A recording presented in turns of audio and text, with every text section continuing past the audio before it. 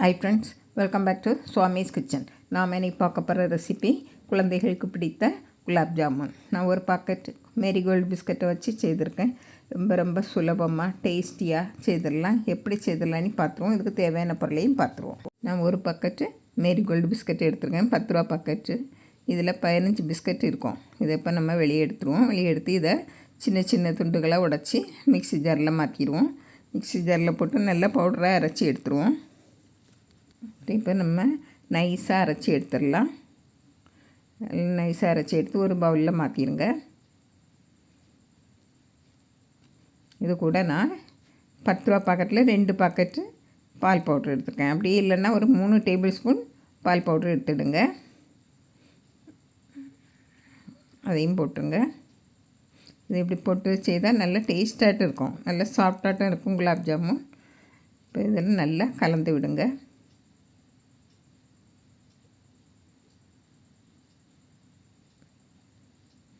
கலந்து விட்டுட்டு ஒரு அரை கப்பு நான் காய்ச்சி ஆற வச்ச பால் எடுத்துருக்கேன். நல்ல கெட்டியான பாலை விட்டு நீங்கள் கொஞ்சம் கொஞ்சமாக விட்டு பிசைஞ்சு எடுங்க. கொஞ்சம் கொஞ்சமாக விட்டு எடுங்க. கொஞ்சம் கொஞ்சமாக அந்த இது பிஸ்கட் நல்லா உறிஞ்சி எடுக்கும் பால்.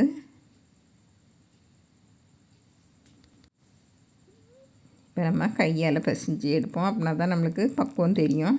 இது சப்பாத்தி மாவோட கொஞ்சம் இலக்கமாக இருக்கணும். அப்படின்னா தான் குலாப் ஜாமுன் வெடிக்காமல் வரும். நல்லா கொஞ்சம் இலக்கமாக இருக்கணும். பாருங்கள், இப்படி இருக்கட்டு. இதை மூடி வச்சிடலாம்.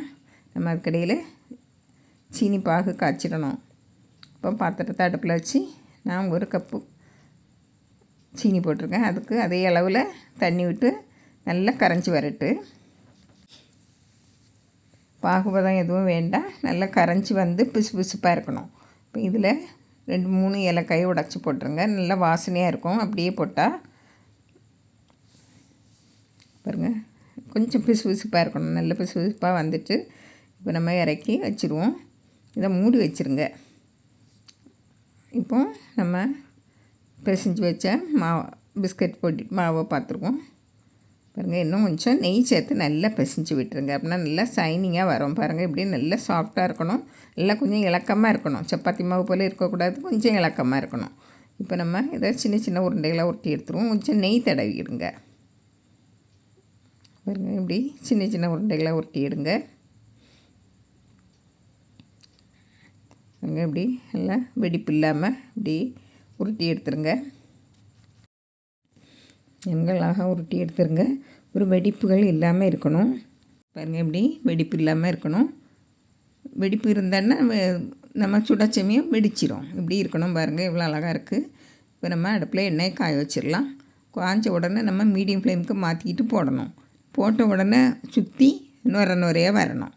இதுதான் பக்குவம். ரொம்பவும் சூடாகிடக்கூடாது. பாருங்கள், இப்போ எல்லாம் போட்டுட்டு உடனே நம்ம திருப்பி விடணும். மெதுவாக ஒரு சின்ன ஸ்பூனை வச்சு திருப்பி விடுங்க. இப்போ அடுப்பு மிதமான தீயில் தான் எரியணும். அதாவது மீடியம் ஃப்ளேமில் வச்சுருங்க.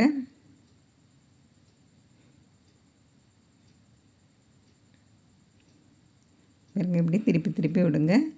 1-2 வெடிக்க தான் செய்யும், பரவாயில்ல.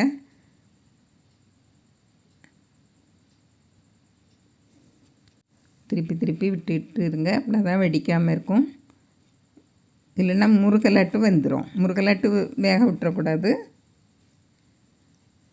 சீனி பாகில் ஊறாது. இப்போ நம்ம எடுத்துருவோம்.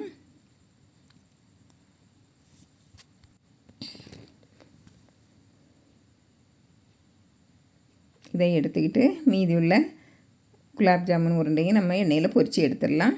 பாருங்கள், நான் எல்லாம் பொரித்து எடுத்தாச்சு. இப்போ நம்மளுக்கு சுகர் பாகு கொஞ்சம் ஆறி இருக்கும். அதை அடுப்பில் வச்சு சூடுபடுத்தி கொஞ்சம் கொதிக்கட்டு. நல்லா கொதி வந்த உடனே நம்ம பொரித்து வச்ச உருண்டைகளை அதில் போட்டுடலாம். போட்டுவிட்டோம். 1 நிமிஷம் அப்படியே ஸ்லோ ஃப்ளேமில் வச்சு கொதிக்க வைக்கணும். அப்படின்னா தான் சீக்கிரமாக இந்த சர்க்கரை பாகு உள்ளே ஏறும். பாருங்கள், அப்படியே விட்டுட்டு நம்ம இறக்கி வச்சிடலாம். 1 நிமிஷம் அப்படியே இந்த லைட்டாக கொதி வந்துக்கிட்டே இருக்கணும். அதுக்கு பிறகு தான் இறக்கி மூடி வச்சுருங்க. ஒரு 2 இல்லைன்னா 3 மணிக்கூர் நல்லா ஊறட்டு. உங்களுக்கு ரொம்பவும் இனிப்பு வேண்டான்னா 1 மணிக்கூர்லேயே எடுத்துடலாம். எடுத்து பரிமாறிடலாம். ரொம்ப டேஸ்ட்டாக இருக்கும். பாருங்கள் இது நல்லா ஊறி வந்திருக்கு. 2 மணிக்கூர் தான் வச்சுருந்தேன். இப்போ ஒரு பவுலில் மாற்றிடுவோம். சுவையான குலாப் ஜாமுன் ரெடி ஆயிடுச்சு. இதுக்கு மேலே நீங்கள் பாதாம் பிஸ்தா எதுவாக இருந்தாலும் தூவி பரிமாறிக்கலாம். கொஞ்சமாக சீனிப்பாக அதில் விட்டுருவோம். நான் கொஞ்சம் பாதாமை இப்படி துருவி அதில் போட்டுறேன். பாருங்கள் ஒன்று வட்டி கணிக்கி இன்னும் 1 மணிக்கூர் கூட இருந்தால் கூட நல்லா ஜூஸாக இருக்கும். இப்போவுமே நல்லாயிருக்கு. இதே போல் நீங்களும் செய்து பாருங்கள். பிடிச்சிருந்தால் லைக் பண்ணுங்கள், ஷேர் பண்ணுங்கள், கமெண்ட்ஸ் பண்ணுங்கள். மறக்காமல் சப்ஸ்கிரைப் பண்ணுங்கள். தேங்க்யூ.